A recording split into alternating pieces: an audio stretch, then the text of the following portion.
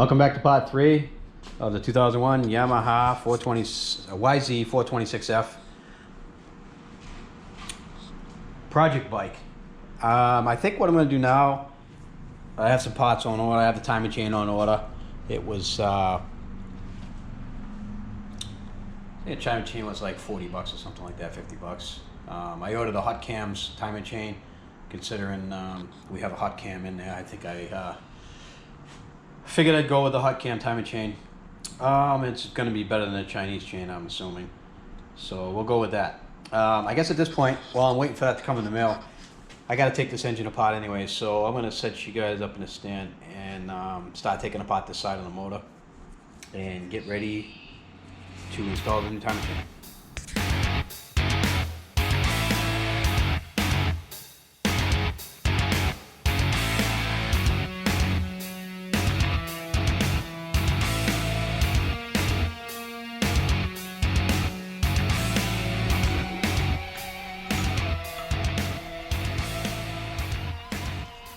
Flywheel puller. I bought a universal one. It has 2 different sizes. I think I originally bought this for an XR100, but it fits multiple bikes.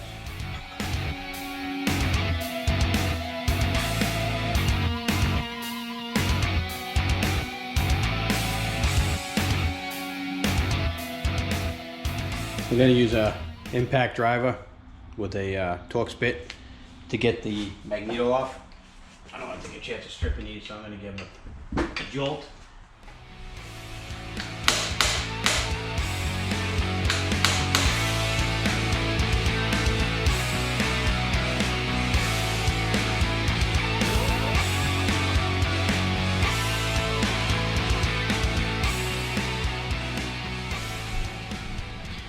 I want to show you guys what I just found in here. This is another reason why I like to take motors apart and go through them and see what's going on inside and maybe just double check work someone else did. So take a look right there. See it right there? Right down in there? That is a washer. And that washer is for the head bolts. The ones that go through the head and down through the cylinder. And I thought to myself, you know, it'd be pretty easy to drop one of those down in the motor. And it looks like at one point someone dropped one down on the motor and they just left it there because they didn't want to take the cover off the side. And it looks chewed up. Now I got to figure out how to get it out of there. Let me pull it out and we'll take a better look at it. Take a look at that. Gotta fish it out of there with a magnet. That's got a couple of nice bite marks in it from the timing gear, the lower timing gear.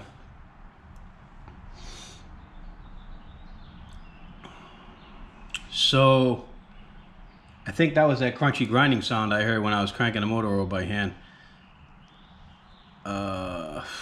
Boy. Now I'm wondering if it jumped time. I'm wondering if I probably should have pulled the valves and checked the valves. Alright, so I'm gonna pull the timing chain out and then we'll take a look at that timing gear and see what it looks like. Timing chain's out.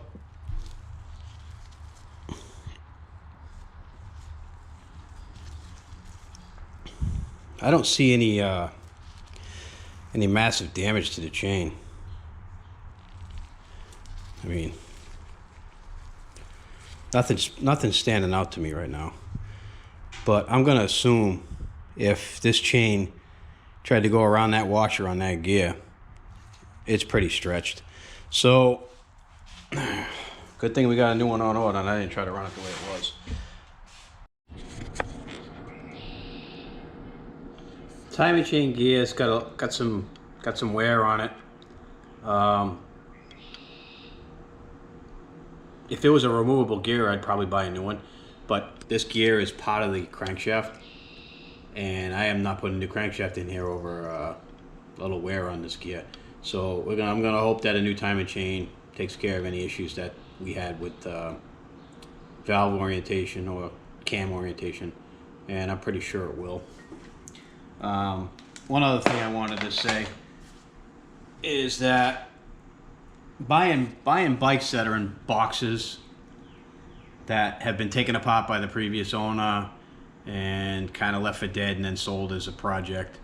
Yeah, you get a great deal on it, but then you end up with issues like this with this washer. It's because people take bikes apart. They watch a couple videos on YouTube and they think that they're an ace mechanic, and they're really not. And they drop this washer, you know, like in this bike here. They probably all the problems this bike has is probably from this one washer. And I'll guarantee you what happened when somebody put a top end in this bike. They put the hot cam in it and a new piston and rings, because the piston and rings look like they've been replaced recently. And they dropped this washer off the head bolt down inside and just said, screw it, I'm not going to take the side of the engine apart to get it. It'll probably fall into the bottom of the oil cavity and we're good to go. Well, guess what? It didn't fall into the bottom of the oil cavity. It got caught in the timing chain. Probably jammed the motor. And they broke the kickstart lever off trying to kick it and created more problems because they're too lazy to go, or they didn't have the knowledge to go and get this washer out. Had I not replaced the timing chain, I wouldn't even known this washer was in there, and I probably would have been riding this thing, and this washer would have ended up getting caught in the gear again and caused a massive problem with this engine. And I would be scratching my head trying to figure out what happened. And this is what happened. I'm lucky that that timing chain was stretched enough that it worried me. I could have probably still ran the bike because the timing wasn't off that bad, but it worried me enough that I figured I needed a new chain. So I pulled the side off, and this is what I found. And I'm glad I did. And just a word to the wise of everybody out there, if you buy a project bike and somebody has done work to it and they didn't get it running, pull the whole engine. I mean, you don't need to necessarily split the case, but check the crankshaft bearings, check the connecting rod bearings, pull the side covers off, pull the flywheel off, and just check everything to make sure that they didn't drop something in the motor like this guy did. And I don't know. I guess that's my word of advice for the day. That's my public service announcement. Take it for what it's worth. All right, I'm gonna shut off now and wait till I get some parts in the mail. Timing chain's in. I got it from Hot Cam. I figured I would stick with the manufacturer of the camshaft that's in the bike, and it is, as you can see there, for a YZ426F 2002. This is a 2001, so that's it right there. Let's open this up, take a look at it.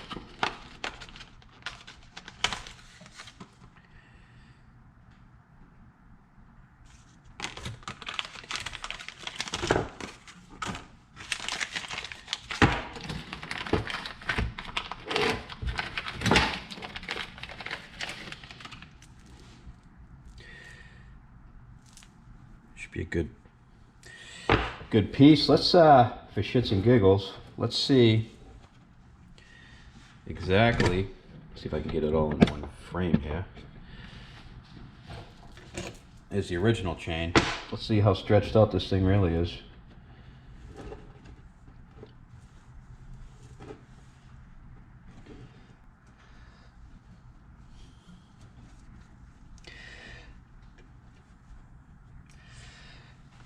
So it looks like it is just a tad bit longer, and that will be enough to throw the timing off just a tiny bit. And that was the reason why I couldn't get this perfectly timed, because this is the old one, this is the new one, and it is stretched out a little bit. All right, let's go put this thing on the bike and see if we can't get this timed properly now.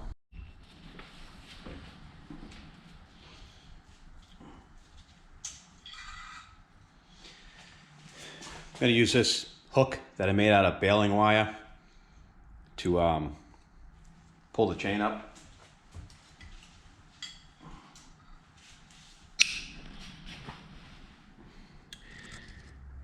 It's on the cam chain gear. Now I'll put these bolts in now.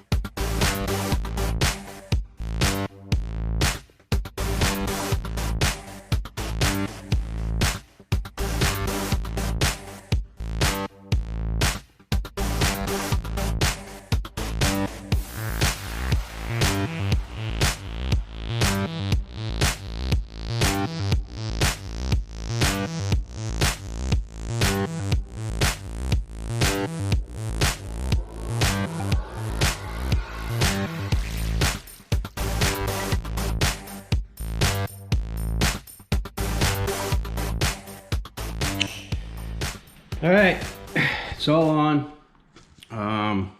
Side cover's on. I'm gonna put this at top dead center right now, and then I'll come back and show you the timing marks.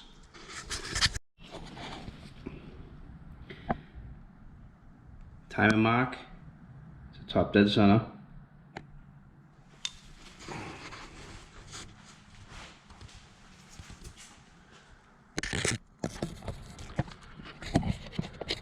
Pistons all the way to the top. I'm going to install the cams now. Cams are in. I just have them snugged right now because I wanted to just double check to make sure everything was all right. Cam chain tension is in. Plenty of tension on the chain. It's not loose. We are at top dead center. We have, let me bring the light up. We have the dot here and a dot here on this plane with the dot straight up. Timing mark here, timing mark straight up. I cranked it around a few times and it came back perfect. So I know the problem that I had the last time was that timing chain. So we're in good shape there. You can see the cams. We're at top dead center right now. They're both, let me grab that little right here. The cams are both facing, the intake cam's supposed to face back, exhaust cam's supposed to face forward, and they're both in the right orientation. And if we look down inside the bore, we're at top dead center. So we are good now. I'm going to snug everything up and start putting this thing back together and see if we can't get it running. All right, it's all together. Show you what I got real quick. Motor's all on. I haven't put the radiators on. I haven't filled it with antifreeze, but the exhaust is all on. Everything is on. I just want to see if it'll run.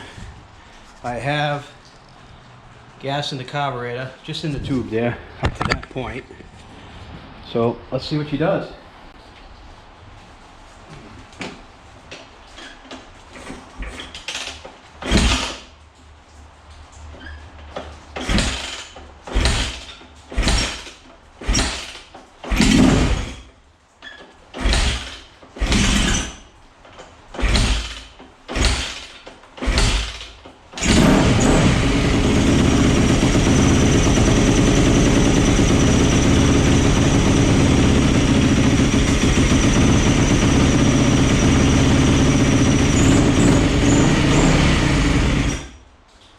Oh, she ran out of gas. But it runs beautiful. Put the radiators on it, throw the tank back on, fill it with gas, see if we can't get it to idle. Gas tank is on. I put a new fuel line on. There is fuel in it. I can't tell if it's leaking yet, but I do smell gas, so I might have to rebuild that carb. We'll have to see. Did I tighten that? Yeah. Radiators are on. I got antifreeze in it. I don't see anything leaking. Let's throw you in a stand and see if we can get this thing to idle.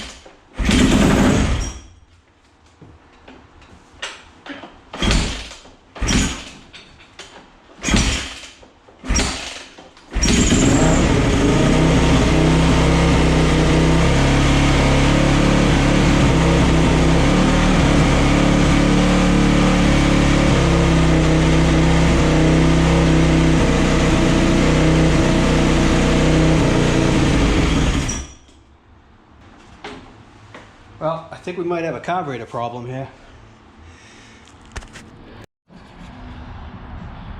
Finally got a chance to wash it. We're on the Memorial weekend, and it's rained for 4 straight days. Today's Memorial Day. Happy Memorial Day to everybody. And we finally got a break in the weather. So I took this out and washed it, got all the heavy stuff off it. We got it going. You guys didn't see it on the video, but I fooled around with it for a little while longer, and I did get it to run for a while. There's a problem with the idle circuit, which is the small jet, so I got to fix that. I'm not sure if the hot start valve's working or anything like that. I got to take it all apart and clean it. There's a bottom float bowl area, and then there's a middle section of the carb which got to come off. That's a pretty intricate carb, so, and it's got the 2 buttons here. It's got the hot start and the choke, so that'll be fun rebuilding. I gotta get that kit on order. I also got to rebuild the petcock, the shutoff. The rubber grommet inside's dry. It really fell apart when I took it apart. It was leaking. Obviously this stuff happens when things sit with no gas in them for a while. They dry out. Not a big deal. It's just small. It's short money. It's like 10 bucks. So we'll order that. I still need to order grips. I need to order the twist throttle sleeve. That's broken. These levers need to have some attention to them. They're both bent. I'm going to order breakaway levers for it, I think. Or I might just order regular levers, depending on if I put the bark busters on it or not. Still got to do that. I got to figure out what's going on with this front wheel being loose. Probably wheel bearings, so I got to pull that apart and take a look at those. Chain and sprockets might need to be addressed. They're a little bit worn. I might use them for now. We'll see. Bike came with a new air filter. I haven't installed that yet. I will put that in.